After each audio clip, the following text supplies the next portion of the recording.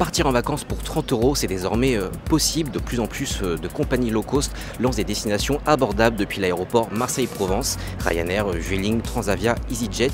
Avec la multiplication de ces compagnies, les voyageurs peuvent s'offrir des vacances à des tarifs particulièrement bas. Par exemple, là je vais en Sicile, ça m'a coûté 50 € aller-retour. Donc c'est sûr que si le train était moins cher, j'aimerais aller par exemple en Italie ou dans des endroits à côté en train, mais c'est peut-être 5 fois le prix, donc c'est impossible. Pour moins de 50 € le vol, par exemple, il est possible de s'envoler vers Venise ou Bologne, dans une fourchette un peu plus haute de 50 à 100 €. Le choix des destinations est plus fourni.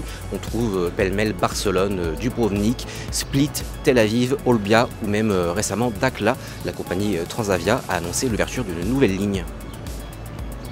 C'est une zone de développement assez importante Marseille pour nous ces dernières années, ces 3 dernières années en particulier.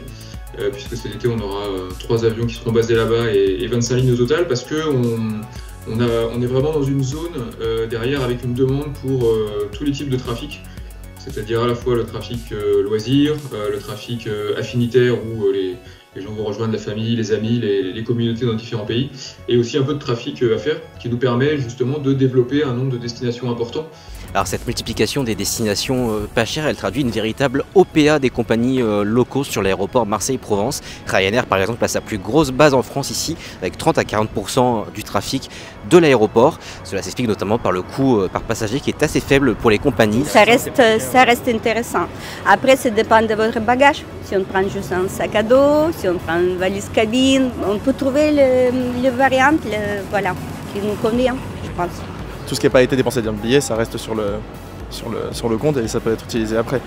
Après, quand c'est des compagnies comme Ryanair ou quoi, ça m'est arrivé plein de fois de me faire avoir et de finir par payer des suppléments alors que, par exemple, une valise qui est un peu trop lourde ou qui ne rentre pas dans le gabarit.